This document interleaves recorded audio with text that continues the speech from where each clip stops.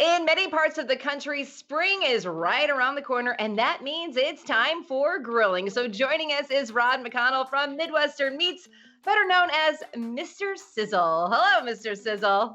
Hey, Jane, thanks for having me today. I'm so excited to talk about grilling. I love to grill.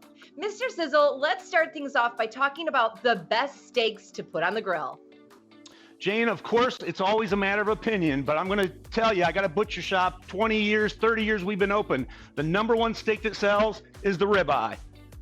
And why does the ribeye sell number one?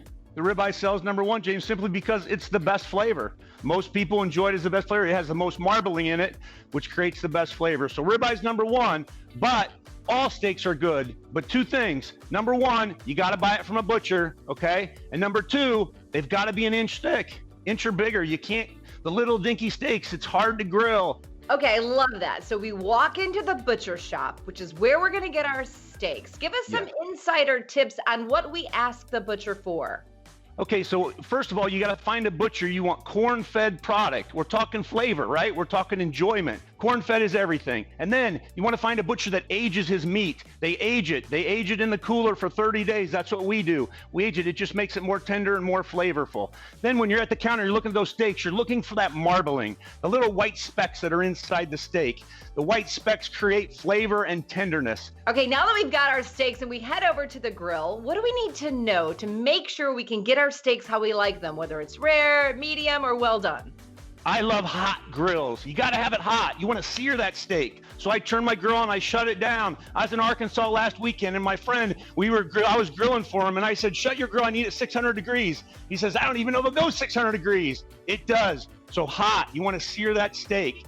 And then, you know, they have thermometers and they have little fancy things. Here's all you need to do. It's practice, but here's what it is. Just take your hand like this, Jane, okay? And if you feel right here in your thumb, feel right between your thumb and your finger, no grip, right? Yeah. That's rare. That's your rare steak.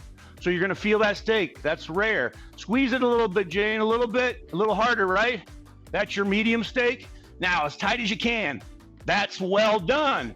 So that's the easiest way to do it besides the thermometers and all that. You just learn how to feel that steak. And trust me, it comes out exactly as you want it. And when we're cooking our steaks on the grill, is there a rule of thumb for timing, or do we just do it based on the touch test that you showed us? Jane, there's two things. Timing works, but steaks are different thickness. So I want to show you what I did here. I cooked a New York strip for us today. Okay, see that New York? Can you see it? That's a medium New York strip. So listen, inch and a quarter steak. I cooked it for 7 minutes. 2 minutes, 2 minutes, minute and a half, boom, perfectly medium. So once you start doing that and practicing, you get a good idea and it gives you a great baseline, and then you just work the touch test.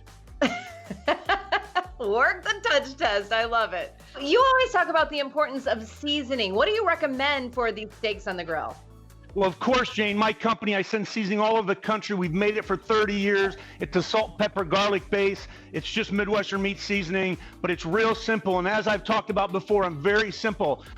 Pepper, salt, garlic, that's all you need. You don't need all the fancy stuff, the fancy seasonings. You don't need 3 or 4. Stick to what you enjoy. Mix it up a little bit. It does take a little practice to get exactly what you want, but it's really keep it simple is all I have. Well, I have one. I got a whole drawer that's just open in my kitchen. How good is that? It's so great. It's so easy. Mr. Sizzle, thank you so much for all those great tips. Guys, thank you. Eat better. Absolutely. If you want more information about Midwestern Meats, just head to their website.